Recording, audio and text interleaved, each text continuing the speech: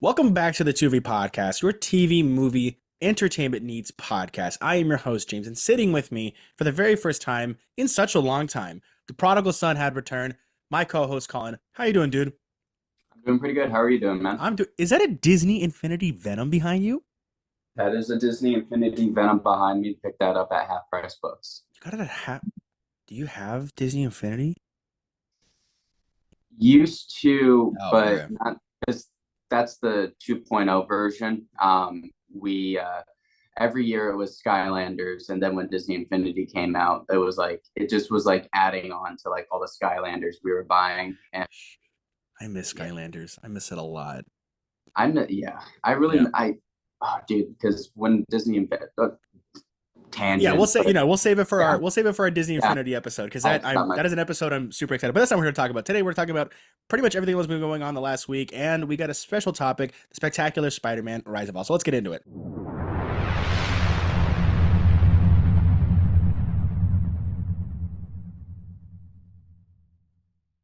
Kicking it off, obviously, I want to start with the biggest thing that happened this week that shocked me personally, just because of everything that's been going on the last 10 years with streaming, is that Disney Plus is adding channels back to the Disney Plus streaming service. Did you? I don't know if you heard about this. I know you had a pretty busy week, so I don't know if you had your ear to the ground on this. But did you catch anything about this? Not really at all. Fantastic. That's what I was kind of hoping you would say. So apparently, they're going to be having continuous scheduled stream of shows, which specific genres that will be playing at specific times, i.e., Marvel or Star Wars stuff that will be playing. Okay.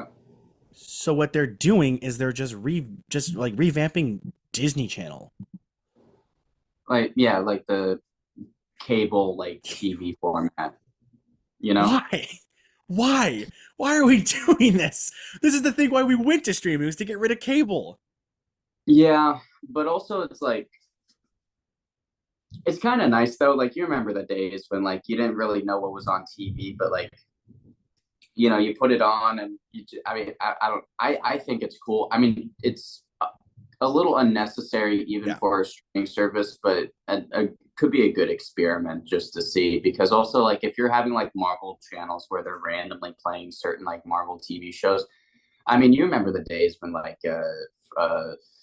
Cartoon Network, Disney, or Disney XD when they're like playing like I mean, Earth's I think Mightiest that Heroes.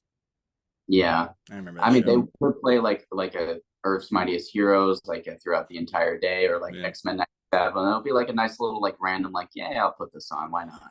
Well, I guess I think if they're going to be doing this and they're going to be doing more seasons of X-Men 97, I guess it could kind of bring back that Saturday morning cartoon feel where you sat in yeah, front of the TV.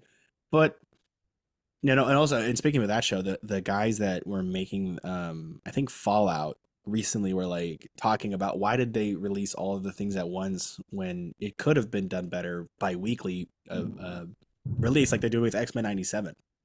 And I think X-Men 97 is a great example as to why I think weekly releases work, but not every show deserves a weekly release. I will say that. yeah. It was a fun binge though. I haven't finished it, but a part of me like because a lot of people were discussing that, and Yeah. I I don't do you, a part of me felt like, do you think like Amazon like they knew that they probably had a good show, but there could be like video game adaptation specifically, and Mm, even with something like Fallout, it's like it's might be the same thing like with like Disney Plus did with Echo, where it's like we're just going to drop all of it. yeah. This isn't like we're not really hoping for the best, but it worked out so Yeah. much better than anybody even hoped for. Have you watched it? Have you finished it? Echo or Fallout. Fallout. Fallout. No, I'm on like maybe episode. I'm after Walter Goggins' character, the Ghoul, fought the Brotherhood of Steel guy. I forget his name in that. Maximus. Yeah. Okay. No, I, That's I the think I think I'm pretty far down the line. I think I'm like on episode 4, but it's a good show. It's not that I don't like it. It's just that they feel like an actual Fallout gameplay because it's so very long and there's a lot of stuff you got to do. So I like yeah, that aspect of it, but it's so far pretty good. I'm actually enjoying the fact that Fallout is one of the better game adaptations, and I don't know if you have seen the people who have like followed Halo, that TV series, been like, why couldn't we get this? Why couldn't we get a show as good as this? Because I've never went out of my way to watch it, but whenever I've been at my girlfriend's place, her parents have put it on, or like when I went Halo. over yeah, they love Halo. They love the Halo show. Her parents love it. But the thing is, they've never played the game. They've never went into the detail about the game and everything. So I think that's where like the divided line comes in, is where you have to either have known about Halo, played Halo, and appreciated Halo, and you're gonna hate the show, or if you have no clue what it is, you're gonna love the show. And the show is That's interesting. so stupid. The show is so dumb. I I cannot. heard season two is a lot better than season one. Like they course corrected a lot. Master Chief is still without the helmet. Um, Mm-hmm. but otherwise, like I have never seen the show. I've only seen like clips or like videos of like people talking about it because I don't know if I even have Paramount Plus. But Halo wasn't ever going to be like a show I was going to go out of my way to see, just because Storm. Holy crap! Was that thunder near you? Yeah, God, I thought something fell in the background. I, I thought like something in like your closet broke down or something. My God, I hope that picked up. I really hope it did too. Yeah, no, it's the apocalypse outside. Yeah, dude. It's bad. We're nuclear, nuclear fallout. That's Someone put on shoot. What's her name? What's the girl that I can't remember her music now. Damn it. Whatever. Go on. It's gonna come to me in a 3 a.m. cold sweat. it's early for us. I love her music too. That's the sad thing. Oh, under my umbrella. Is that the song? You're like under my Are you umbrella. thinking of Rihanna? Yeah, I don't. That's a No, close I'm not thing. thinking of Rihanna. Okay, no, sorry. I No, I was thinking when you said Fallout, I was thinking of one of the artists they played during the Fallout show, and I can't remember her name. Her nickname was the voice of an angel. It's right here. I know it. Why can't I not? I know her name. I'm so you have stupid. it Whatever. saved. I have it saved on my phone, and that's the thing. I love her music, and I can't for the life of me find it. And you know what? That's where it's gonna be. That's where we're gonna leave this. Well, so I don't think That's Disney gonna Plus. bother me. And it's gonna bother me too. I'm gonna figure this out later. But I think Disney Plus adding the channels is a very unique approach to putting back streaming into cables, kind of thing. I don't even Yeah, know. I like don't. I mean, yeah, I can't even find a good way. Ella Fitzgerald. That's it. Oh we got it. my God. See, like I said, 3 a.m. cold sweat. Ella Fitzgerald, love her music. But the thing is, I don't understand why Disney Plus is adding the channel thing again. If the app itself, like Disney Plus, doesn't provide a lot to all ages, like X-Men 97 is a great recent addition because that show is phenomenal, and I'm super excited about the next season. The next season's going to be even just perfecter, more perfect. Are they? So the season's over. No. It's just they Okay, all announced, and right. so I heard this from Koi Jonru. He was saying that seasons season one is technically seasons one and two combined. There was a lot of stuff they combined from that seasons, and so technically it would be season three in production planning, but the second season in like publication, I guess. I don't know. It's pretty much just an additional season. I don't care about the numbers. I don't want it to stop. It's just so good. Okay. But the thing is about them adding streaming channels doesn't make sense to me because you're paying either for ad free or ads. In either way, the things you want may not always be there. I don't get it. Is it like an optional thing?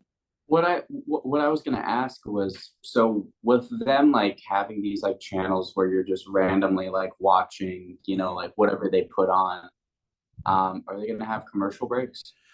Well, the thing is that if you have Disney Plus with ads, they, I believe, already have commercial breaks during shows. Okay. Or I think if you even have Apple, not Apple, if you have Hulu and Disney Plus on the same account, then because they merged, if you're watching something on Disney Plus that would have ads normally on Hulu, there are also the ads on Disney Plus. So I don't really get it because I feel like they're trying to add a lot to meet a lot of different people that are on the app. But I don't think they're necessarily fixing the app with this. Not to say I hate Disney Plus. I think the app is a great idea to carry with you. Like if like when I go to my niece and nephew's house, I can have Doc McStuffins playing on my phone or whatever, and I can stream it to the TV. Like it's very um convenient, and I've always thought the idea of putting Disney original stuff is fun. Like The Mandalorian, that's great, and X Men '97, of course, is awesome, and a lot of the All the Marvel other shows. Disney movies. Yeah, all the other Disney movies and everything that I may not have the money to buy, it's great. But I don't think adding something like a feature will necessarily fix this. I think them going back to like the drawing board and restructuring the app because they just merged with Hulu. It's now it just feel like constant change and it's just going to be even more expensive. That doesn't necessarily feel like it's helping in the long run. You know what I'm saying? Yeah, yeah. I we gotta see though, because like Yeah. a part of me doesn't really hate that idea though, because No. I do miss the old cable format of like you don't really get to pick. You get to Mm, pick the channel you're on, but you don't really get to pick what you're watching. It's just like, oh, we'll put this channel on, put it on in the background. You don't have to constantly having to like, like log out of like the movie. The movie just ended. Oh, I got to find something else now. yeah. It's just, like something you can like, for like maybe people that are like, just want to background noise. You know what I Yeah. mean? Yeah. Where Oh no, it's like, I get that. it's not really gonna like fix anything, but it's also like it's not going to fix anything about Disney Plus, but it's also not going to destroy it. It's like No. it's a feature there that like you can, that like maybe in the long run like people will actually appreciate over time. But I do appreciate that though, because I know a lot of streaming services have like, basically pushed all of that old like cable, like, channel like surfing like to the back burner, Hmm. where it's like, oh, we're now in like, this weird new like George Orwellian time of like technology. So like having that be brought back is kind of like comfort food, you know? I don't disagree with that the nostalgic feeling of it because my first thought was like, well, can you DVR something, or if you miss it, do you just go to the show now since it's technically permanently DVR'd? Like, Well, if they're gonna play only like Disney stuff, I'm assuming that you probably could. Like, how much of the Disney Channel stuff do they have already? I don't know. I don't know. Because frankly, my knowledge of Disney Channel stops, I think, in like 2011 when all I know is that I'll tell you this. Disney XD wise, Disney Channel, I have no clue. I know when I was working at Disney, I had a better insight because I just was hearing it all the time. Disney But XD, Zeke and Luther, Kick Bukowski, dude, you Kick know, Butowski is so good. I don't care what anyone else says. I love that show. I go out of my whenever way to watch it. his best friend Gunther. Yeah, Gunther is so dude. That little dude, that show is awesome. And I don't know if you watch this. This is so off topic. Randy Cunningham, Ninth Grade Ninja. Hey, Yes, yes, sir. that was Voiced awesome. voiced by oh shoot, what's his name? Ben Schwartz. Ben Schwartz, our Sonic the Hedgehog. I never knew that was Ben Schwartz until like we talked about like Randy Cunningham like months ago, maybe a year ago, but you told me Yeah, that we was were Ben talking about it a Schwartz. while ago. Clicked. Yeah, yeah, we were talking about it. I think it was just me and you. Like, I think we were hanging out and we were just randomly Uh, talking about it. I think we were hanging out over on the phone. We Yeah, talked a we lot. somehow talked about it, but it's a great show, and I don't. This one might be a niche one. I don't know if this was Disney XD or I'm thinking of the wrong show. Slug Terra, was that on Disney XD? Where those I guys would shoot out the little slugs and then it was like slug Pokemon kind of thing. I don't Whatever. remember. There's someone probably listening who's going to be like, "Oh, Slug Terra, I remember that." Thank you. You you win a point. I don't know what, but they get a point for me. Slug Terra. Look it up. You'll probably remember it if you see it. You remember that? And then we'll move on because I do want to talk about this a lot, but we also got We other could do a stuff. whole episode of Disney XD. We'll Um, we'll we'll scrap it for season 4. do you remember that like Camp Lake cabin show where it was like the kids Oh, they're Bunked? supposed no, it's Oh. I'm remembering the theme song, but it was basically these kids. They were supposed to go to this nice little like camp, but then like the boat ride like they accidentally went to this sort of like hellish, not really hellish, but like it looked like Fallout, but like all these like ghouls and stuff. I not ringing a bell, No, the dude. first thought that came to mind was Total Drama Island, but that was Cartoon Network. Cartoon Network. Yeah, it'll come to me, but Hold it on. was like You said it's a Disney Channel show where kids went they XD. Disney XD. Sorry, they were gonna go to a nice camp, but then they went to Fallout, the wasteland. Like it was sort of like it was kind of like What? like toxic waste kind of like camp where they had like these kind of like monsters and stuff. But I remember like it just like watching it and just like it What? was one of those shows where it was only like Well, I what age were we when this was out? Let me ask you that. uh, middle school era for Mm, us. okay. What was I watching in middle school? Probably not that. I don't know. I can't think of It's anything. really If you not that guys know it, important. let us know at TikTok or Yeah, Instagram. Please shout us out. I'd love to get an answer to this. But moving on to the different kind of things that happened this week, we finally got our Pa Kent and Ma Kent casting for Superman, not Superman Legacy because it's a retitle now. It's for Superman, and the Pa Kent will be voiced by Pruitt Taylor Vince, who you've seen from The Walking Dead recently, and voice. he was in The Boys. No voice. Oh, did I say voice? Yeah, I was like, Shoot, wait, sorry. is he Pa like Kent will be played. Sorry, because okay? I'm in our main No, I was topic mode. confused. I thought you were mixing it with Well, Jor-El or he's something. gonna be voice and play, so it's kind of like the same thing. They're gonna actually get a Oh no, live action version of this. I was just No, trying to be no, in. I know. I didn't catch that, so thank you. But Pa Kent will be played. I almost said it again by Pruitt Taylor Vince, who was in The Walking Dead. I can't think of any other show that he was in, but he was the He guy in The was in Walking the Dead. movie. He was in the movie The Devil's Candy. That like was Yes, a like film I knew. He was disturbing in that movie too. Like I read about disturbing. that. I saw it on his Yeah, IMDb. I'm not watching that. You probably did, which I'm glad. I several times. Oh, but he was the guy in The Walking Dead where Josh, no, not Josh Brummel. What's his name? The Punisher. What's his Uh, name? John Bernthal. John Bernthal shoots that guy in the knee when the horde of zombies were coming at him when they were in that town in like season 2 or 3. Yeah, yeah. This was after way after he accidentally shot Crawl because like he was going hunting. And the Rick Wait. and Oh, that's right. uh, Because Carl got yeah, shot in the chest first. I forgot that. I because the that only was thing. him. So Okay, like that's yeah, right. He was the guy that shot Carl. yeah, Yeah. dude, what a season. Yeah. That was a good season because that was when they were on the farm with Ant Looking Man. for Sophia, even though everyone knew she was dead. Crazy good show. That's downfall of that show needs to be studied, and we may do an episode about that too. And then Ma Kent will be played by Neva. I'm hoping I'm saying that name. Neva Howell, and I have not seen her in anything, but she did post a video of her, like I think announcing her casting and something like that, and she seemed delightful. So I'm really excited about this.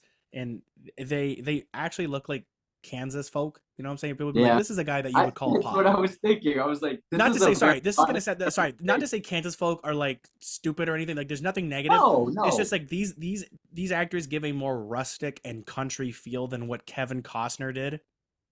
Like like if you were to like have your car broken down in front of their house, not only would they help you, they'd probably help you free of charge with your truck and cook you a nice meal. Like, Like give you a they nice will slice of well, pie.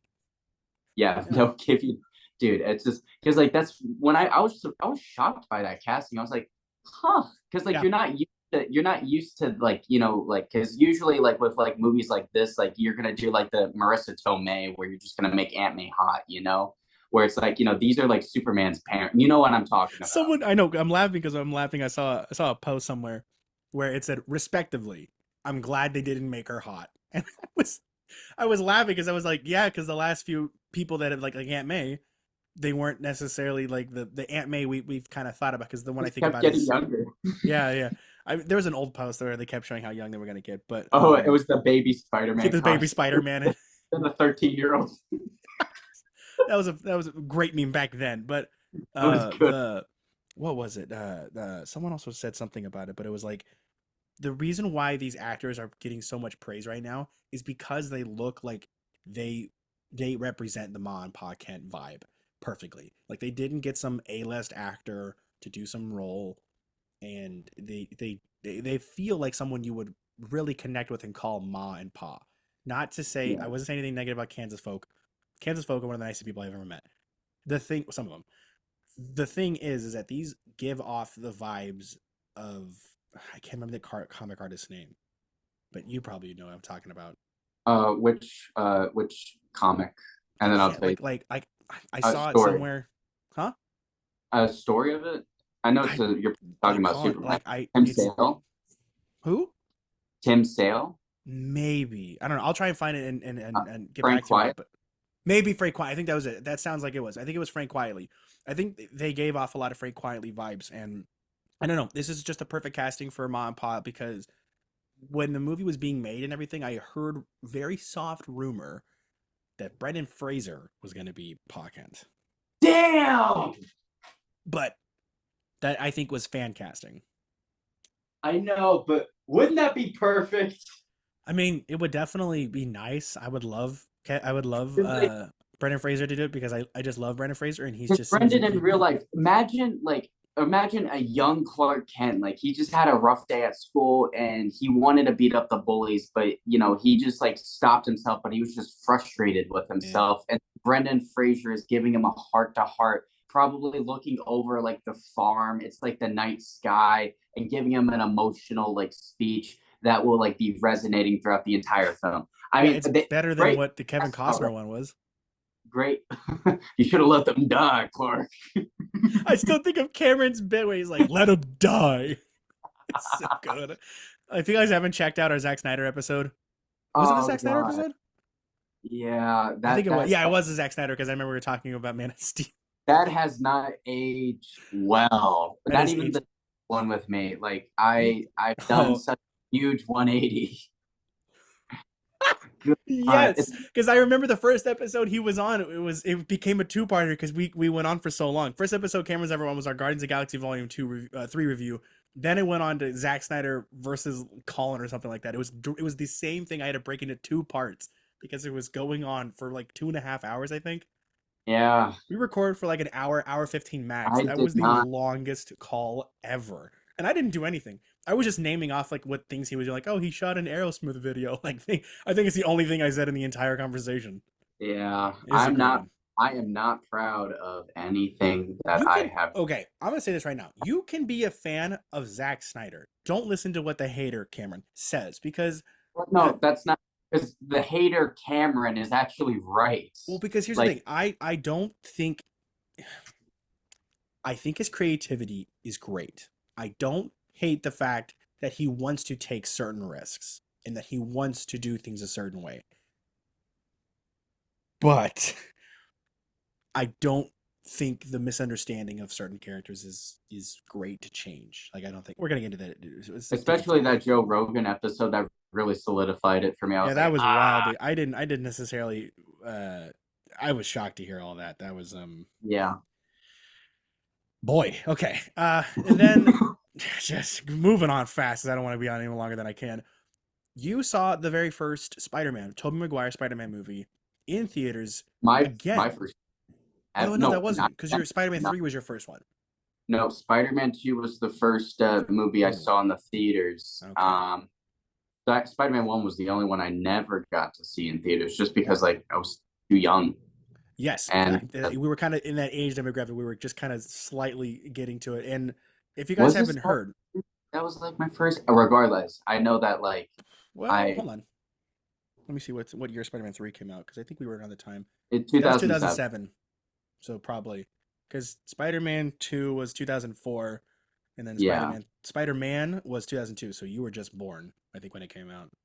yeah. So it was okay. So then Spider-Man 3 was the first one I saw in theater. Regardless of that, It was still of the Toby series, but if you guys haven't heard, they're putting all 8 live-action Spider-Man movies called Spider-Man Mondays going on from April 15th, I think, to June 7th.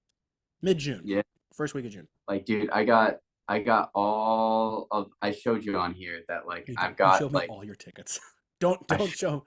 oh no, I know I'm Okay, not good. showing Okay. any yet, Good, good. but like Damn. these are I got the Spider-Man 3 tickets all the way through No Way Home, Okay. and Emily took care of Spider-Man 1 and 2. That's And nice of her. dude, every Monday we're going to go see Spider-Man. And Spider-Man 1 was magical in the theater. Like I it bet. was amazing. And like by the end, everybody was applauding. Everybody was, and no, I saw a no. video. What was amazing was that what really like stole the show, or like even the like made the experience better for me, was like when J.K. Simmons was on screen and everybody was laughing. It was amazing. It's great, and I had just enough money in discount, like gift cards, to buy one ticket, and I wanted to see my favorite of the three, Spider-Man 2. I'm seeing that. Well, by the time this episode comes out, it's gonna be Wednesday, so I'm seeing it this coming Monday.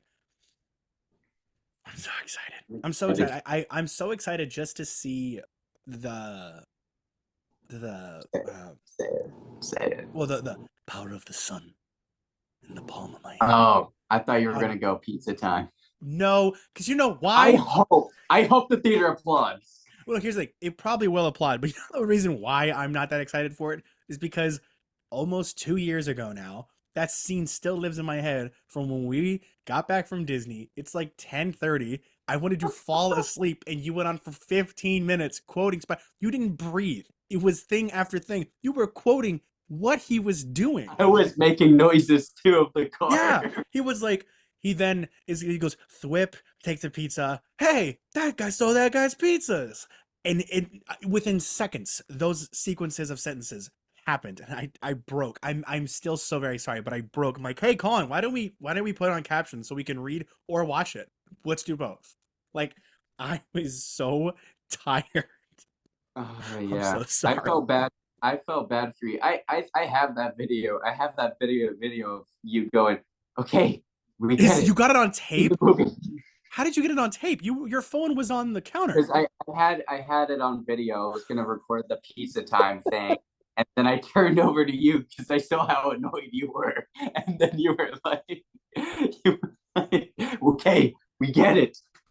You've seen the movie. Are you Let's go." serious? You actually have it on tape? I do. I do. Please send it to me. I gotta watch this later. But oh man, I did not know you had it on tape. Oh, I Perfect. do. Yeah, Okay. Such an ass. Okay. but but Well, like overall, like it, amazing, yeah, just and perfect. it looked great, and I saw a lot of videos of people applauding at the end of it. And the first one, Spider-Man, the very first one with Tobey Maguire, Sam Raimi, Spider-Man 1, made close to $700,000 in sales for the tickets alone. Oh, good for them. Yeah, that's pretty good. I mean, I think it made it like roughly, I think 680,000, I think. But I think Spider-Man 2, out of all of them, will be the highest of all eight of those movies. I think that or No Way Home. I I I think with No Way Home still being kind of fresh and it being on digital and even doing the re-release for the extended cut. Did you watch that? No, I didn't see the more good stuff Yeah. cut. Okay. I've Cameron and seen I saw that. it on YouTube, but not Yeah. in theater. Cameron and I saw that together in theaters when it came out, and it was good. Oh, that's I cool. liked it. Yeah, it was a lot of fun, and I got it. you got it great. We saw the No Way Home, the more fun stuff edition in theaters, and I thought that was good. I thought that was a good way to re-release it. I don't know why they never put it on digital. I'm still pissed about it. I have a physical and digital copy with no deleted scenes. It's so dumb. I think you can find it on digital. Am I wrong? You I can thought I find the saw. fun stuff. You can find the fun stuff on digital, but I pre-ordered No Way Home on the off chance that the extra stuff was going to be on there like they normally do. Oh, I think that's how they were gonna do it. Like they're gonna like force you to get the I didn't know steelbook, that like the until well, DVD. I did. It's still so stupid. I never got that, but I think with No Way Home kind of doing that and it still being fresh, I don't think it'll make the highest, but I still think it'll make a great amount of money. I think though I'm firmly betting Spider-Man 2 will be the highest grossing of You them know all, what? Now that I'm thinking about it, or I Spider-Man think 3, Spider-Man 3. maybe Spider-Man 3, because everyone's gonna go Yeah. watch that. I'm gonna put some dirt in your I'm eye. not telling Emily anything about that movie. Has I she not want seen her. it? I know she's seen them, but like I because like her little brother Hmm. plays the Spider-Man movies like in the background, Hmm. like or like he like plays them in order, but she's not gonna like actually sit down and watch. Not that I know of, at least. Like we'll sit down and watch them, Hmm. but like she'll see him like in passing, and she's also a very busy person, so she's probably not going to. But I could totally be wrong. I haven't asked her, but I didn't want to ask her because I That's wanted fair. her surprised. I That's wanted fair. to be surprised. I just wish I could see Spider-Man 3 in theaters just to hear the "See you later, chump," and then that's that, or "See you around, chump." What was it? See a chump. That's what it was. "See you, chump." What the hell? I just want to see Topher Grace prey on Peter Parker's downfall in IMAX. I want you to kill Peter Parker. Because I saw this post somewhere where we'll get to our main topic in a second. Where it was like, he's like, was he Flash? No, he was. It wasn't Flash. No, who was? It was Eddie Brock. That's right.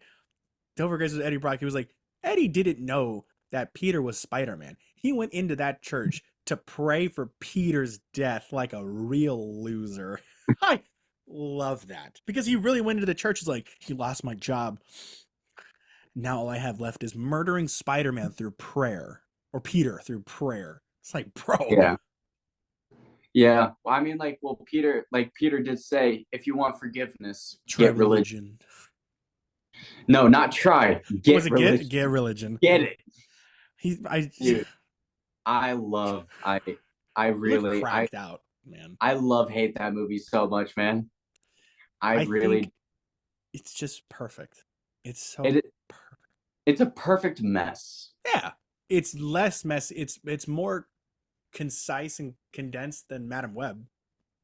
Like, and if you really go like look back on the entire history of the filmmaking of that Spider-Man 3, like they were constantly rewriting and rewriting that. Like there are so many parts, like lost footage. You can get like screenshots, but like the movie would have been completely different. Yeah, And then like you see some people like release the Raimi cut, but there is no cut because it's just like random like storylines that they had to stitch together. Like because yeah, like it was hell for Sam Raimi. He was not at yeah, yeah, all. yeah. And I think even what's great about the success of those movies was the success of the games because when you go back and listen to the gameplay footage, Toby is not putting any Tired. effort. He is so tired. He's like, "Watch out, Gobby," and it's like, Dude, like in so the good. Spider-Man 3 video game, the last boss battle, when Harry dies, he gets like, sacrifices Yeah. himself, goes directly into Sandman. He's like, Harry! That's it. Yes. He's like, Harry, no. It was equivalent to what was her name? Catherine from Ant-Man 3, where she was like, Dad. It's just the same thing. Toby was so tired. I guess she was tired too. But You're speaking, tearing me apart, Lisa. yes, if Tommy, I wanted Tommy Wiseau as a Spider-Man. Hey, it's me, Peter Peter Parker, Parker. your friendly neighborhood. Well, you know.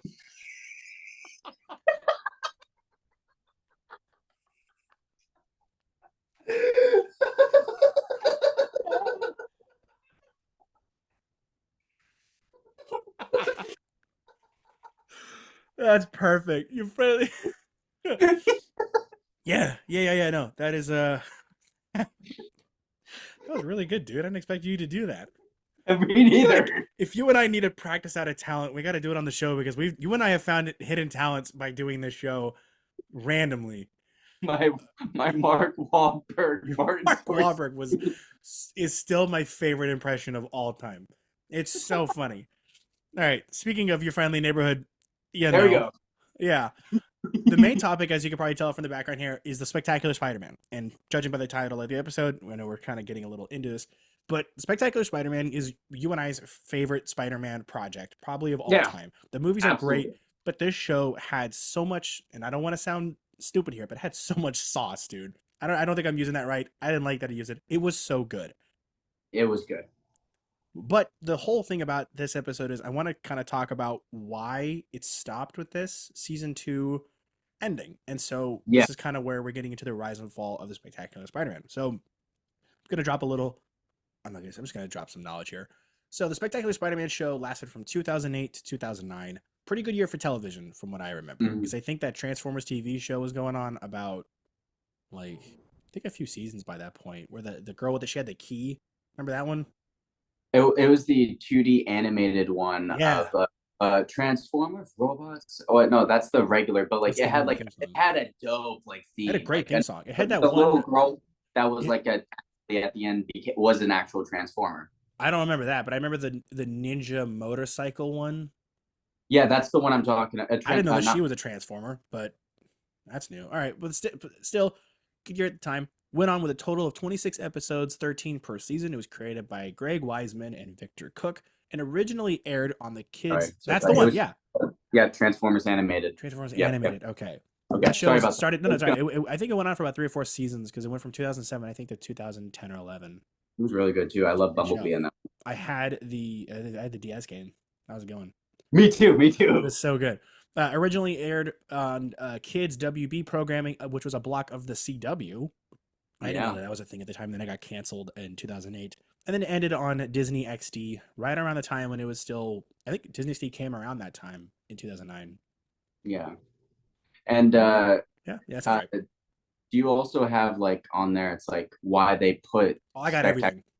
Okay, Oh, perfect, whoa, perfect. in the title, Spectacular Spider-Man. No. Oh no, no, no! Like why they put Spectacular Spider-Man on Disney XD? Yes, we're going to get to that Okay, in a second. So I'm going all to right. first start off with my favorite thing about this is the cast. It had an all-out great cast of a Spider-Man you probably saw recently in Across the Spider-Verse, which we will also talk about in this thing and how it possibly connects. But Josh Keaton as our Peter Parker Spider-Man, Lacey Chabert, hopefully saying that right, as Gwen Stacy, James Arnold Taylor as our Harry Osborn, who we know as the voice of Obi-Wan Kenobi, Johnny Test, so many great characters. Ratchet. Ratchet. Yes, they also are making a new Ratchet and Clank game, by the way. That's coming out very soon. So very excited about that. Then we have Deborah Strang as our May Parker, Vanessa Marshall as our MJ Watson, and Duran Norris or Darren Norris as Jay Jonah. I Can I wish it was real Jay quick? Kona. I Like wish it was JK. That's all. real quickly. Yeah.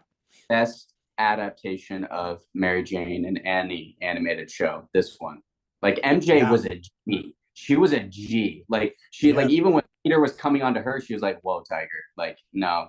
And like even with like that Eddie Brock scene as well, where she was like, "Okay, Peter may not be perfect, but he's better than any man you are right now." Like, Yeah. dude, she had integrity. Continue. Dude, that she was more loyal than Kirsten Dunst in the Spider-Man movies. Right. My God.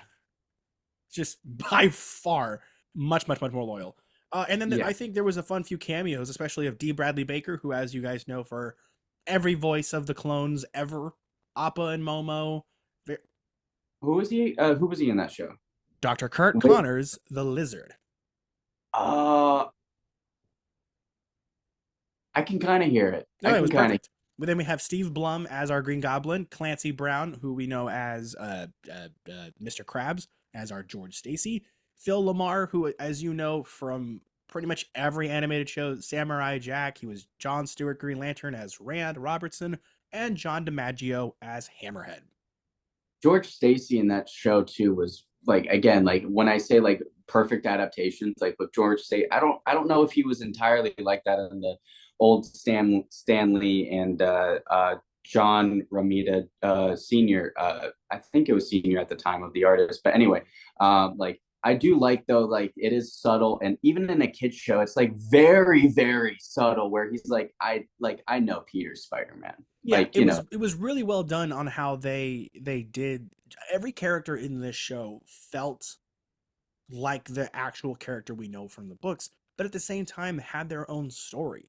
Now, some of oh them yeah weren't necessarily as deep and detailed.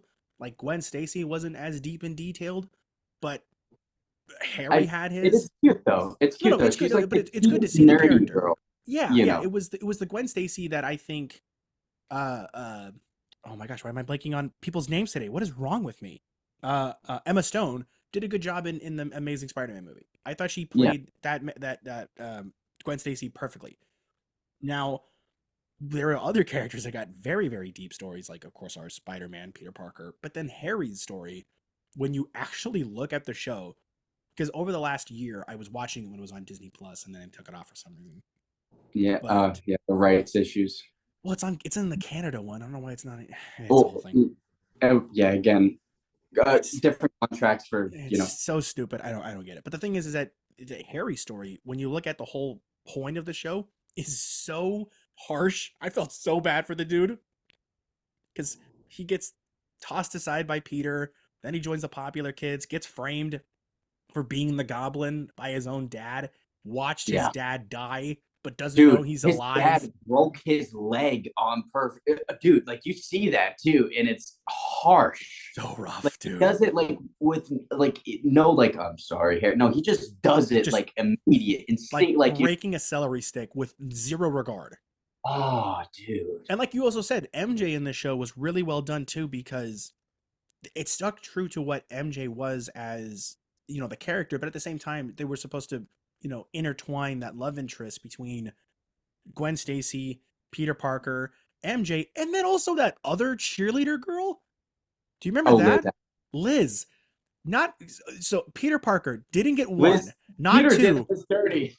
did us dirty by three different women in that entire show. You know what sucks is I really liked Liz. Liz was way better in this show than what I've seen in any other. I don't think she's even been in any other projects. Even after like Peter stood up to her, she's like, "Hey, look, I'm sorry, I'm sorry," but then she was trying, like, Not that oh my hard. dude, Not but that the hard. show hooked us. The show hooked us. It hooked our It did. hearts. What's great about that is that when it hooked, it took its time. It didn't feel rushed. But the thing is that those stories weren't dragged on. I don't know how they did it, but they weren't rushed. They weren't dragged on. They were just perfectly timed throughout the entire show. Each arc, each character story, each everything was so perfectly done. Even in singular episodes, full arc stories were incredible. The opera episode is my favorite one. Opera episode. When like Peter it's set at the opera and Is Doctor that when we Octopus. was fighting Shocker? I think I can't really. I know Peter had to go somewhere, or it was with Tombstone and Silver Sable. With Oh my god, I Tombstone forgot and Silver Sable was in the show. yeah, Silver Sable was in the show, but Word. it was the structure of the entire episode, or even the prison one too, where Peter's gonna break out of the prison, but then he meets his uncle's killer, and then like that casts like an entire shadow, no pun intended, on the Black Cat and Spider-Man, sort of like she's like destroyed, and then like Peter can't really actually tell her yes Spider-Man tell her as Peter, he's the man who killed my uncle. Yeah. This goes a lot deeper than you realize, but I'm just gonna have to come off as like a jerk or a monster to you, but Yeah. it's just No, that was it's a good there's a one. I and remember the with like prison one. I don't remember the opera one that much. I really wish I could tell you. Yeah. I can't really remember fully.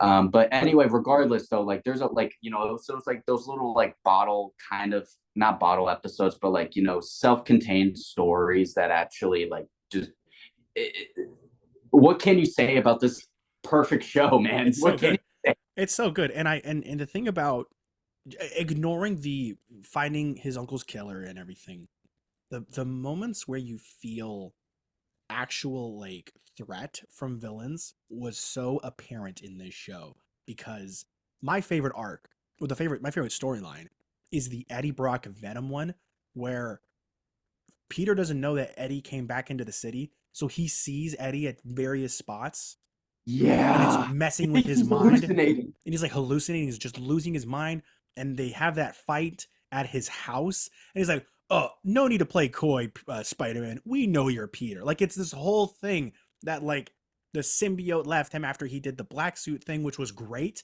They did that perfectly. And I like how in the entire show that there were three different versions of the black suit over the progression of the symbiote taking him over. I don't Yeah, know if you yeah. caught that. Like start like it's not. You only have to pay attention to see it, Yeah. but nobody points it out. It just happens. Yeah, it was very subtle. I think it was like 6 or 7 episodes, and every Uh, second episode. four. It was four-ish because I know because Was it? I remember the DVD volumes and they had like only four episodes on each DVD. That was volume four, and so it Maybe. was like over I the think you're course right. of four episodes. Well, Yeah. I mean three kind of because the fourth the one was the the fight. thing is that over the course of those episodes, the black suit became more Venom like. It changed its symbol. You didn't see the outline of the original costume. And my favorite thing is when he took on the Sinister Six, which, by the way, the Sinister Six in the show, stupid good. Because I liked how every villain had its own different motive, and that when Spider-Man intervened, it then became their motive to kill and hurt him. I like Shocker, amateur, and Sam. It's like, who are you calling an amateur? Yeah, it's great. But the thing about that fight is when he goes silent and he doesn't say a word. and you don't catch it right away. Like I didn't catch it my first viewing. And when I was watching it, I'm like, he hasn't said anything in like 6 minutes. Like it's a long fight. Yeah. And he takes them all down without saying a word. And he doesn't even remember it because the entire fight is when he was asleep and the symbiote took over. And I think Yeah. that's when, Oh, and did you notice that, like, after he beat up Doc Ock, like, he grabbed his tentacle and the police car was like, he's going to, and George is like, hey, Spider-Man.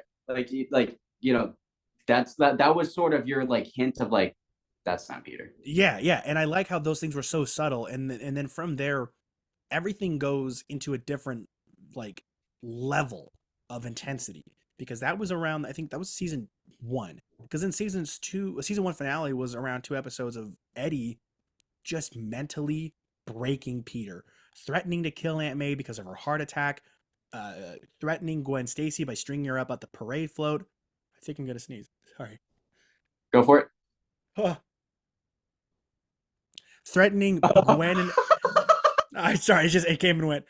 Just the fact that Venom was a very powerful villain in this show, and they He was a didn't. Hulk. He was beefy, dude. It Dude, was he was a great. beast.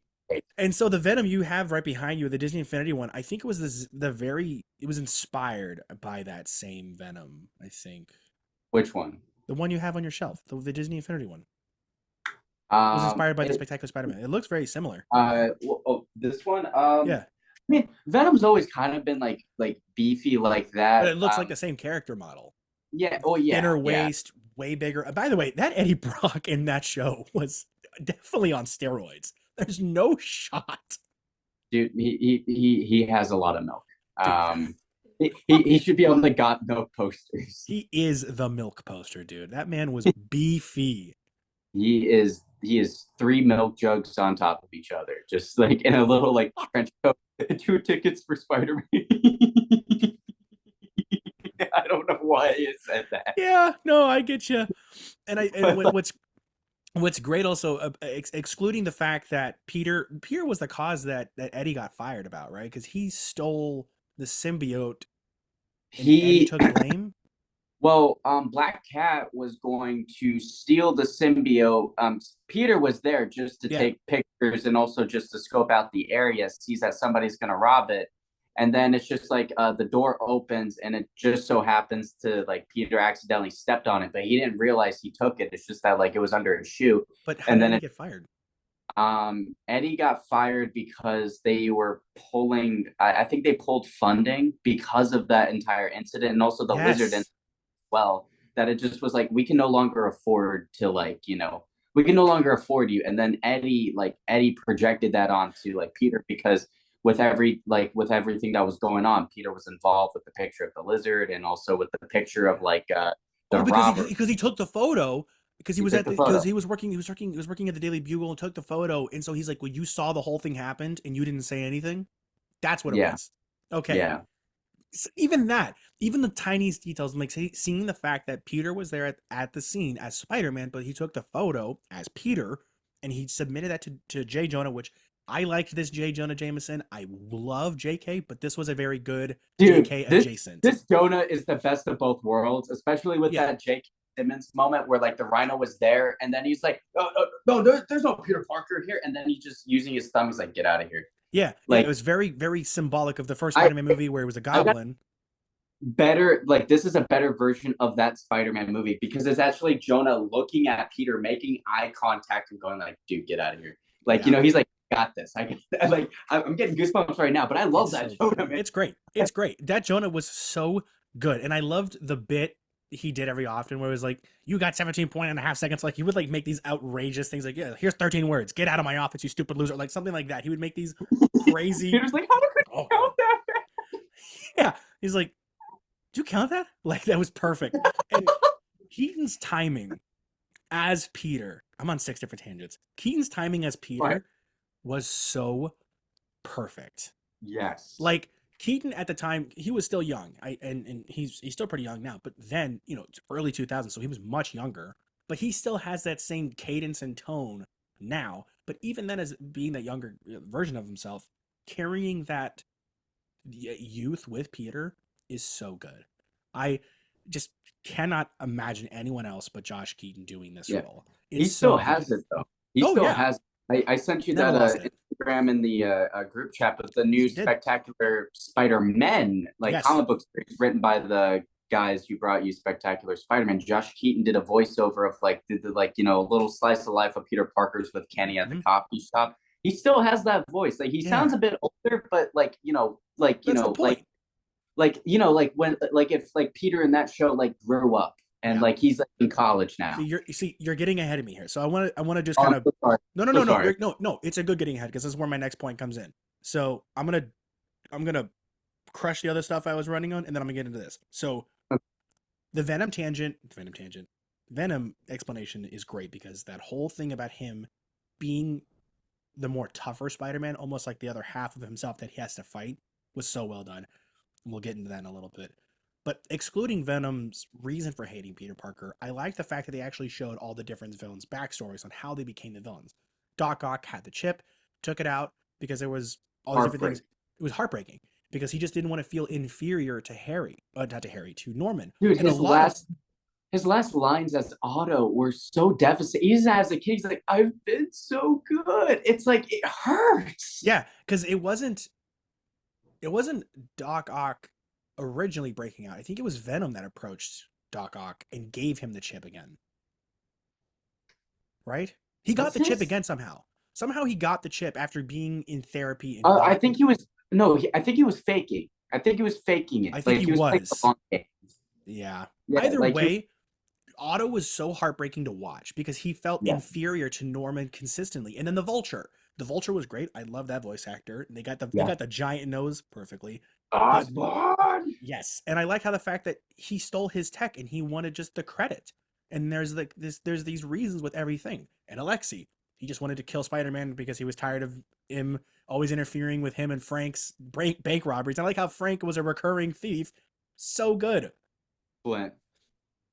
What did I say? Did I say Frank? Frank. What's his first I name? was like, Flint. Frank. His Who's name is Flint. Frank? By the way, John DiMaggio, I don't think he played Hammerhead. He played Flint Marco. Or maybe he did do. I think he did Hammerhead and Sandman. Either way, I'm getting the voices mixed up, but I know. I It was believe great you. to see that, and I love the bit where he's like, "What do you got? Some Spidey sense?" Like, well, actually, now you mention it, and he just gets careened by the wall. It's just bam, and it's so funny. And Hammerhead was a great addition. Tombstone being a side villain that wasn't necessarily it was very Kingpin attitude. I loved it. Like they had these villains introduced and not in the way where it was so overwhelming. Yeah, It was so greatest interpretation of Tombstone. By the way, I love Pete. if they can Pete. combine that version and the one they had from across for Into the Spider Verse, perfect, perfect. There's not going to be any better Tombstone than this Insomniac was one. pretty good too. The Insomniac one was really good. I do like the Insomniac though, and It's I third like place. the Redemption more than I do like the before. Yeah, yeah, I yeah, because I always do love to see like my villains redeemed that way. Like I yeah. mean, it's hard to redeem Green Goblin because of how much of a monster he was. That's not Murder. like murder and a lot of other stuff that Yeah, I'm not going and to say. But and to wrap up the villain thing, Goblin was the greatest long form villain they could pick for this story because Goblin was in like 6 episodes. I think he was in 7 or 8, maybe. He was in a he lot. popped up quite a bit. Like it was he was definitely like written as like like the like Was the it warning Goblin sign that gave Otto form. his chip back? Because I think he recruited the Sinister Six. Something like that. The thing is, Goblin, like you I said, was remembered was it differently, yeah. but I don't know. It's been a I while. again it's been a minute since I've seen 100. the show. But he was But great, and I like the physicality that well, even the voice that Steve the Blum did. backflip over the building, and then Yes, like even Spider-Man was like, "Wow." I mean, wow. yeah, it's so good. And Steve Blum brought that grovelly, that gross kind of voice That's good. perfectly. It was That was great. good. He did such a No, good no, job. your voice was good. Well, thanks. Stop it. And the thing is that then also when you switch it to Norman, there is a like an intense change, both physically, like when he's a You goblin, would he's never hunched expect it over. was Norman. Yeah, and the thing is that I liked how they made even the mask look like its own being. Like there was no similarity in any situation in that entire show where you could get a hint on who it was because you're supposed to think it's Harry because he's taking that green And he also goblin has juice. like that like sort of like sculpted head. You know what I'm Yeah, talking about? yeah, yeah, Like yeah. And it's that's perfect. good. Good on the artist Yeah, Sean Galloway for like yeah. doing that. Because I don't know if that was intentional, but like It's a gotta lot be. of it's gotta be. It's gotta be. And the fact that the season two ended with Norman surviving the fall and being lost in the wind. Now we're getting to where season two kind of brought in, and this is where something you mentioned earlier. So I want to first talk about kind of like its rise in all of it, like its timeline, Yeah, because the story itself is great. I know we're talking a lot about it a lot. I know you've waited long enough. Thank you for being patient. So here we go. So back when the show was being released and everything, Greg Wales, I think his name was. Hold on, he was one of the creators of the show. I just said it a second ago. Oops, where'd it go? Greg Wiseman. Greg Wiseman was in an interview and he said, "This is a quote. He calls it the three C's: coherent, cohesive, and contemporary. The Spectacular Spider-Man series would unify hundreds of Spider-Man comics into a satisfying whole. 100% agree. There were so many great absolutely. stories that they tied into one singular season every single time, and it was so good. And this is an article I read from Slashed Features. There's an article. It's a blog. Slashed blogs, whatever. Slasher, Screen Rant, No, it's not Screen Rant. Hold on. I uh, want to give the correct credit here. I think Slasher Films, I think, is what it is. okay.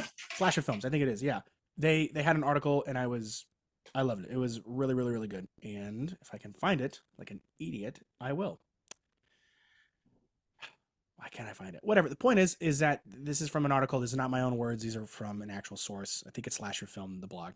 So if I spend a whole, it would draw its cast from the whole history of the character while revisiting them as a necessary for a modern, revising them for a necessary change for a modern audience. So they changed a lot of things, like the whole Craven the Hunter becoming a cat thing. Craven was good. I just think him becoming a mutant was a little funny. So I I don't think it's unheard of. It's a comic. I just think it was funny how they went to that change so quickly. yeah, within an episode, right? Yeah, because That was an he wanted to kill Peter, and he thought he was the ultimate prey, and he couldn't do it. So that's why he took the yeah. extra juice. That was pretty much. I I don't don't hate hate it. that. I I just don't think it's hate it. funny. It's not like it's not the best Craven. It's not, but I think But it's good. I do like when they do that like body horror science. Like that was my favorite thing about Ultimate Mm. Spider-Man, where like Norman Osborn actually became like a giant goblin. The Like Hobgoblin. with the no, just the goblin, like the Green Goblin, like with the horns. There Yeah. was a hobgoblin in the Ultimate Spider-Man comics that was Sorry, that's the Harry. Ned one. That's the Ned Hobgoblin. But I'm talking about like the Into the Spider Verse one, which was I think called Hobgoblin as well. I No, think he there's was two. Green Goblin. I know, but I think there's two iterations where that Green Goblin's called Hobgoblin. Am I wrong? I remember No, reading it as Hobgoblin.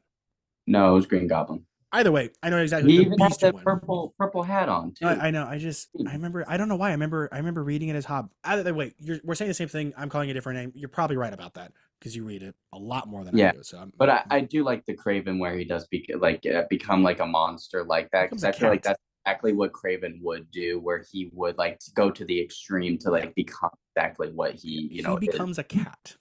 So he became a giant tiger or lion. Uh, well, oh, yeah, but he Yeah. still looked dope. Oh, he looked good. And then there was the fourth C, classic. The Ultimate Spider-Man had already found great success in the early 2000s, being a new accessible version of Spider-Man, which is the comic. But that wasn't enough for Wiseman. He wanted an iconic Spider-Man, that one combined it with the best elements of Raimi's blockbuster films with the best of Yeah, Steve Ditko, you see Jack that. Kirby, and Jot Romita Sr. So the fact that these guys went to Ditko and Kirby and Romita, not excluding the fact that Stan Lee is not involved in any way, that's not the point. The point is, they stuck with Ditko and Kirby, two people I don't think we've talked about this. Kirby doesn't get any attention. He doesn't get any praise in Well, a he lot does of fashion. now. He But the thing does is, now. But back then, when it was 20 Spider-Man was years. at the high. Yeah, back when Spider-Man was at its highest, no one thought, let me rephrase, not a lot of people. The mainstream conversations was around Stan Lee. And now Yeah, he did create the character, and that's great. He just didn't do it alone. And so I think a lot more people should give credit to Kirby and Ditko, especially Romita as well. All three of those men deserve a fair share of credit as level as Stan Lee was. Just because he was around doesn't negate the fact that they didn't have any contribution. But the whole point is That's not the point. This show was fantastic because they were combining so many great elements of Spider-Man. Went on to even win an award for Best Comic Series in 2011, which was 2 years after the show ended. So I maybe think What it was won it the in 20. award? It was the best comic book series, Oh, okay. Like the like a TV television show. series. Yeah, Okay, all right. No, just making sure. sorry, best comic book TV series. Oops, my fault. And I don't know why they I'm won it in sorry. 20. No, no, no, that was my fault. I didn't say TV. I think they maybe have won it in 2010 because that's when the last season ended in 2009. It's a bit of a 2 year gap. But the thing is, It, it, it needs a reward. it got the An award. award. It's so good. And on top of this show of him combining so many great elements of villains and Spider-Man, Wiseman had more ideas for many more seasons, like taking Peter from high school to adulthood. Even stated that with fans' responses and support, they had ideas of direct to DVD sequels tackling stories from the iconic comics that would not fly in an animated kids series. They were on the table as fully confirmed ideas. Again, I'm paraphrasing a lot and quoting a lot from slasher film, so credit goes out to them. But I know. Dude, and get this, hearing this out loud, it hurts. I know. And so for many viewers who maybe didn't watch the show, doing this episode really hurt me as a viewer and as a reader and a listener, as even the host, because I loved this show growing up, and I still love this show. I remember I remember when, like, I'm gonna say this for the next point. I just remember so much of the show, and I remember loving every second of it. And it went on to state that with enough time and evolution, it could have been competed and winning against some, not all, DC's animated outputs. Yeah, I don't think yeah. it would have beaten Teen Titans, but it would have been up there with just as good as Teen Titans. I I'd only argue if it stuck around, it would I'm have saying been if a it stuck yeah, around, I yeah, think it would have been yeah, the same yeah, thing. yeah, yeah, yeah. I didn't, Not in I its didn't current, even. no, no, not in its current state, because Teen Titans went on for much longer, tackled much more deeper stories. Great show for DC. Young Justice was great. They had the very similar thing, which, Greg Weisman was a part of Young Justice, right? yes, sir. So and by the way, this is a fun thing. IGN gave this show a 9. Deserved. So that's when I don't know where they went their downfalls, but that's a good one. That's one of the better ones. When Spider-Man 3 came out, they gave Spider-Man 3 a 7. Isn't that wild? That's generous. That's very generous. In 2012, I think it was Eric. an 8 actually. I think it was an 8 in Spider-Man 2 or 1 got a 7. It's insane. In 2012, Eric Goldman at IGN reported that Sony had relinquished all television rights to Spider-Man. So around this time, this is when Disney acquired a lot of the stuff from Marvel. And during this acquisition of Marvel, they lost a lot of rights, and they had to give some to Sony, and Sony had to give some to Marvel. It was a huge thing. So this is where we get into detail here. So, had relinquished all the television rights. Sony relinquished all the television rights to Spider-Man in return for some of the rights to the movies. So Marvel got the TV rights, Sony got some of the movie rights, which then led to, of course, the Spider-Verse movies, and then it led to where I'm getting to right now. Wait, so could you explain that to me real quickly about so what did so all right, so like Marvel gained the Spider-Man rights for like television, but like Mhm. Sony, what did they gain? Because I thought they already owned the entire universe. So I don't think they owned everything because I think with Spider-Man that was still a shared thing like it is right now, but I think it was a much different degree because Sony was always in what's the not like in not support, but they were always working together with Marvel for the Sam Raimi movies, so they had an association with Marvel, and so when Sony, had to depart from Marvel during the Apologize about Disney that, by the way. acquisition, huh? Oh, I was apologizing for Don't stepping worry out real about it. quick. You're good. Spider-Man was then, brought in with Marvel and all these different things through specific rights. So Yeah, Marvel gained the TV rights and Sony gained the movie rights. Some of the yeah. movie rights, not all of them. So then this concluded all of the animated series, meaning that Spectacular Spider-Man found itself in a bind. Goldman reached out to Wiseman for a comment. So Eric Goldman, the reporter, reached out to Greg Wiseman. He said, Spectacular Spider-Man. Oh, they said Marvel can now produce the series, but of course they don't have to. So saying that like, hey, they own it, they have the rights, they don't have to make it, but please make it because Like this is like now, he's saying this now, not past. this is when it happened. This is in 2012. Well, they still own it, so we No, have no, a no. So it's just listen, young child. I'm sorry. I'm So this just, isn't no. I know, I get it. No, this is I'm no, this is praying. where the details connect. So in 2012, that was the article saying Marvel can now produce a series, but of course they don't have to. His comment was with intent to have Marvel think about its insane success. It has a popular toy line, success TV show, and his ratings were pretty good, and I the had those talent. toys. Yeah, I love a lot of those toys. The McDonald's toys were so good. I had the one that stuck on the wall in Ah, Windows. I had the black suit one. I think when like you pull it out and then you like it. It was so good. And then they even had even he was thinking about the talented people on the show, the writers, animators, everything. Mm-hmm. And he goes, they wouldn't get rid of a series just like that. They did. They got rid of it so quick. Because It then was in 2012, they introduced the Ultimate Spider-Man that ran for over 100 episodes, and Spectacular Spider-Man was lost to time. it was literally like it was like breaking up with a girl that was like going to Harvard and studying to be a surgeon and dumping her for a girl that's going on OnlyFans. It's like a wild juxtaposition. It's like we're the disappointed parents of like, why would you do that to yourself? Yeah, that's Like, one way to get there, dude. That was some analogy. So that was but one way to get it there. made sense. I no, I hear what you're saying. And Wiseman then, like you just said, went on to do Young Justice, and Cook made much more TV shows. And sadly, with Young Justice, it got canceled after 2 seasons. But then later down the line, got revived for a season 3, and a season 4 is now in the pipeline. Thank God. Yeah, that was a good show too. That was a really really good show. And so the thing is, to wrap this whole point up, Spectacular Spider-Man combined so many great characters. We had Vulture, Sandman, Rhino. We had Doc Ock. We had everybody you could imagine in this Molten series. Man Molten, too. Like they had like they also even Electro. brought they brought back like OG characters Yeah. that but also like again with that like modern twist like Molten Man or even the Captain Jupiter, which Oh was my Jason. gosh! How did I forget about Captain Jupiter? Yes, Captain Heartbreak, Jupiter. heartbreaking storytelling of like the pros and cons of like this life where like they're really like dude I there's some but I wanted to talk about though like Josh Keaton though Mm, because yeah, he we'll get into that. actually he came out and I'm paraphrasing on this one. If anybody could find that and correct me, let me know. But he was talking about like during like the last days of like the cancellation of how like when they brought back Spectacular Spider-Man and because it was originally on WB but they It brought it was on to originally then on WB, and then season 2 got completed to Disney Plus. I forgot to mention that. No, and not Disney Plus. It's Disney XD.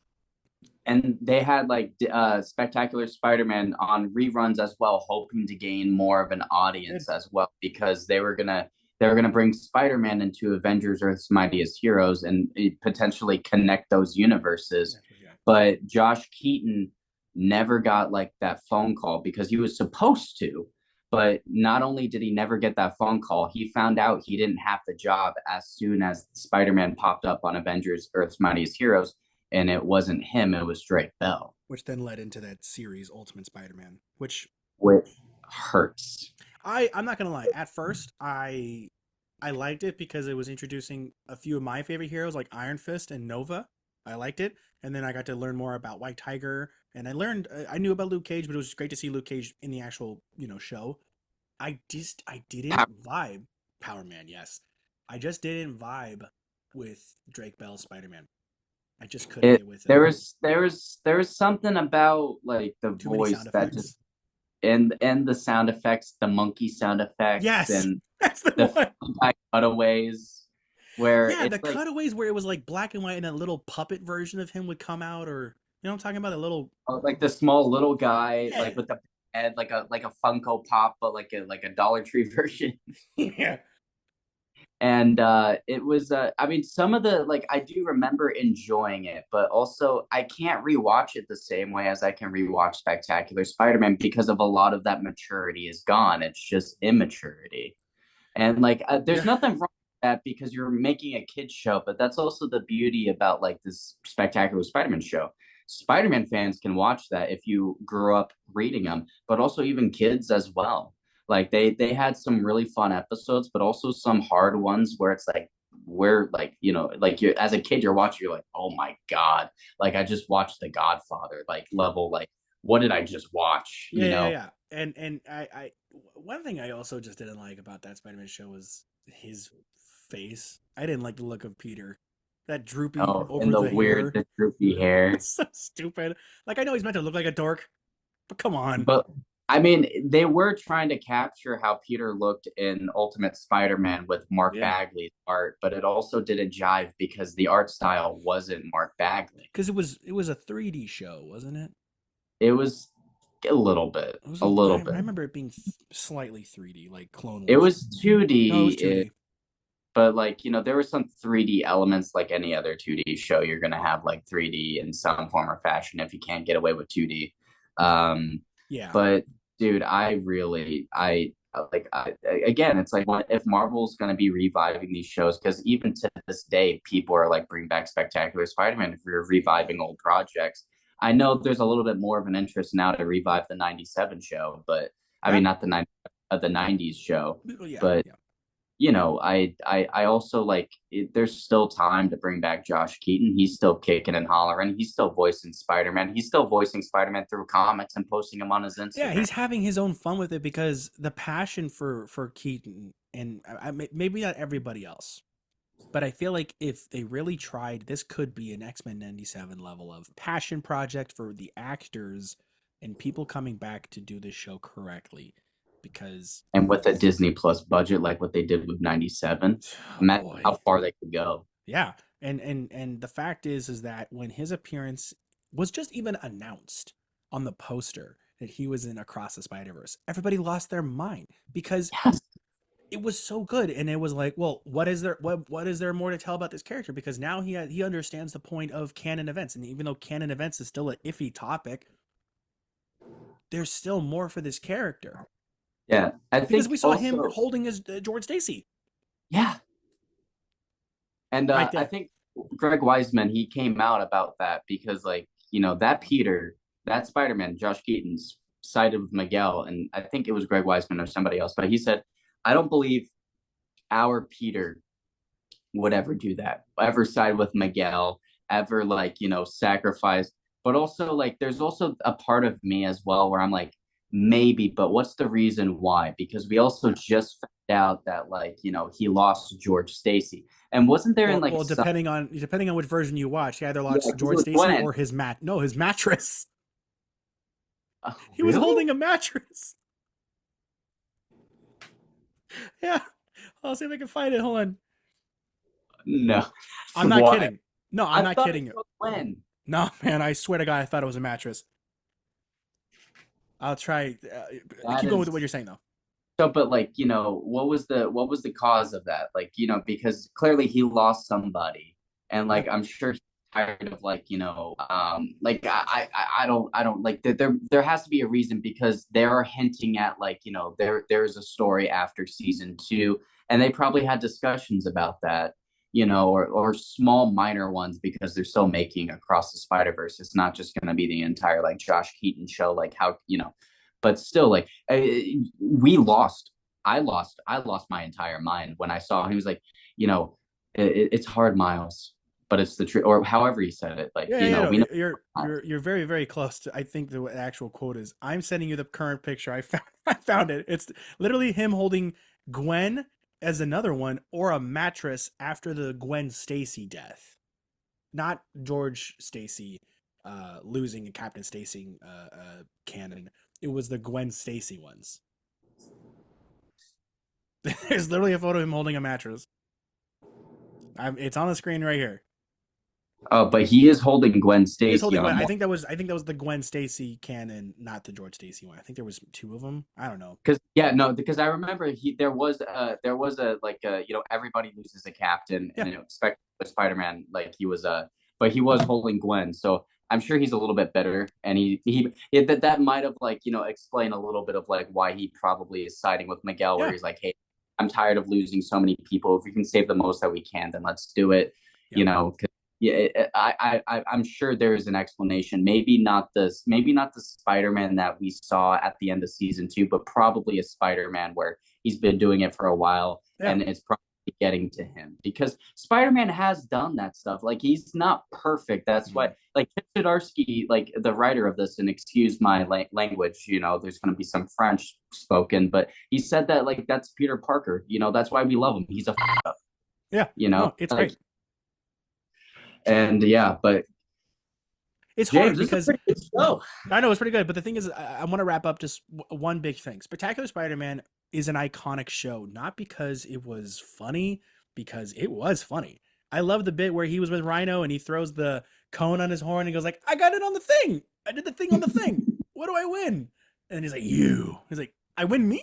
Like it's so perfect because he has that humor with him. But then I think it's in the same episode where he's contemplating drinking the serum that would cure him of his spider abilities. He wouldn't have it anymore, and he'd be a normal kid. And he He'd be refers free to from the responsibility. yeah, and that was like in the first episode where he was talking about drinking the serum, and then that serum pops up like Um, once or twice more in the season, wasn't it? it was Was it not the first episode? first episode was Vulture. Oh, It was I think it was the fourth one with the lizard. that's At right. the That's right because Kurt was doing that, and that's where the whole lizard. Yeah, yeah, yeah. You're right. You're right. You're right. My bad. But the thing I'm is that sorry, I still, don't mean to be that no, guy. no, no, no. Colin, I have very vague memory of the episode title, so that's why you're here. But the thing is that he still had him. He had it with him. He never got rid of it until like the ending He of held season on two. to it too. He was close to like dumping it too. Yeah, And then he finally did dump it, but then there was a weird like chemical reaction. He was it's like, "Oh like come on!" like burned Like the even sink or when he gets something. up, he still has to like, oh, make him. Yeah, and one great thing I'm surprised we haven't talked about with the Venom scene is when there was that episode of him. It was like an internal fight where it was black and white, and you see him talking to Ben, and there's all these different things. Like the symbiote is messing with his conscience, and we get this conversation with Ben about why he became Spider-Man, and then he does the iconic tear off the symbiote thing, and it was just done so well where Yeah, your heart is in the show whether you like it or not. It grips you in with these iconic characters and these amazing stories, and frankly the amount of time we've had so far isn't enough to talk about the show because it's so good. If you haven't yeah. seen it, please try and find to watch it. It's so good, it's so funny, it's so perfect. It's heartfelt. It's funny. The action is Really still good. like some of the best animation you'll still see today. Yeah, You it's know, really good. and incredible voice acting as well. It's Hmm. truly like it is an easy binge, but also keep in mind as well when you get to like the final episode, you're gonna be screaming at the TV, and you'll understand why we need to bring this show back. Yeah, and this show was done in such an incredible way. It was just truly Spectacular. spectacular. All right, that'll have to wrap up episode 13, season 3 of Spectacular Spider-Man, The Rise and Fall of the show. The show is so good. If you guys did enjoy the episode, please be sure to like and subscribe. And went a little bit long on this one. If you guys haven't checked us out on TikTok, Instagram, Letterbox, follow us there, all in the description below. And also, if you're listening on Spotify or Apple Podcast, follow us there too. We have a lot of good stuff. We have a lot of good stuff. You don't want to miss any of the past episodes of season 3. We're really having fun this season. I got the tingles. Should I do ASM? Should I be doing it? I'm not doing that. Peter Tingle. I see Gotcha. that. That's a dick joke. No, it was Oh, because sometimes that's what Peter Tingle. I didn't know. But if you were doing a double entendre, because No, sometimes was it doing a double entendre? It was sometimes innocent. that's referred to as a Peter. Sorry. I agree with you, but that's not where I was going. Knowing you, I thought this was. I thought it was a. I've changed. Okay. I love.